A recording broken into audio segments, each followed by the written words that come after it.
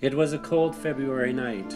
A little blue car lost control on a patch of black ice, slid across the highway, hit the guardrail hard, and flipped. Tumbling down into a narrow gully, it landed upside down, smashing the side windows and immediately flooding the car with ice-cold water. The lone woman inside left to drown. Police officers and first responders worked hard to get to Ashlyns, but it proved impossible without a tow truck. And by the time they rescued her from the vehicle, she had been dead for at least 24 minutes. She was gone. But God was there. Paramedics were able to get a heartbeat. Medical staff at the trauma center worked hard to put her on life support and try to stabilize her body. The doctors had little hope for her, and her husband and brothers were told they should consider pulling the plug, taking her off life support. Too much damage had been done. Mom and Dad, sister, and a brother-in-law were all called home from their separate areas of service in Africa, their minds swimming with the words that called them home. They don't think she's going to make it. Tears, prayers, questions, scripture. God's family all over the world, engaged in the fight, praying for Ashlyns' life, healing,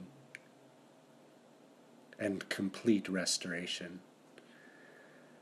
At first sight, she was almost unrecognizable, swollen, lifeless, tubes attached to her body, machines surrounding her.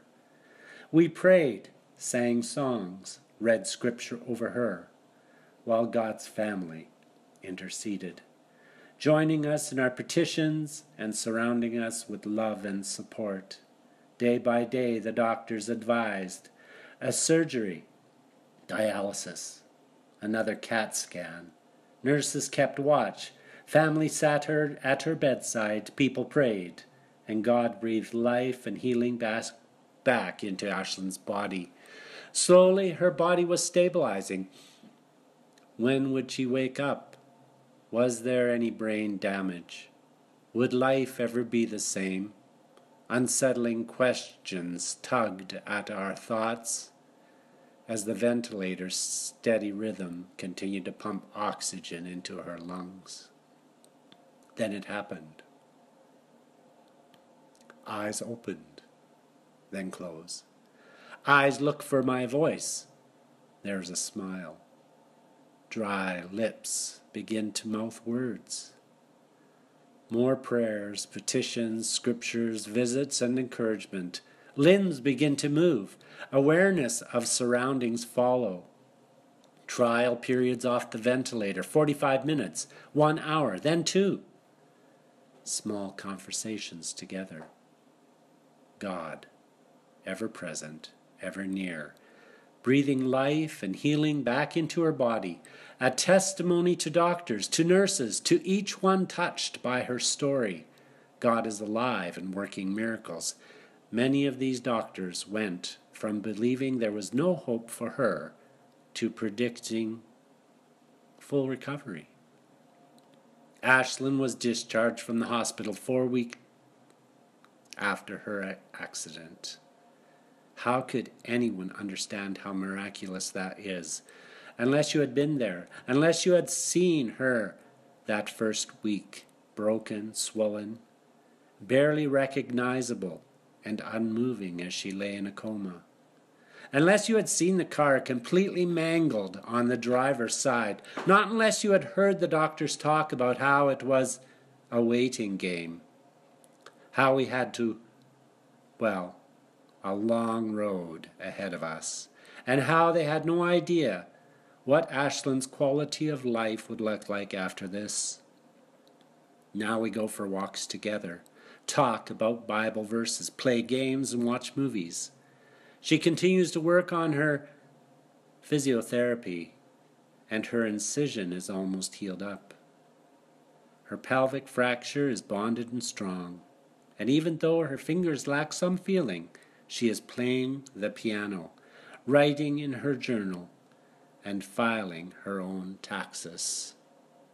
The most miraculous part is that God has fully restored her brain.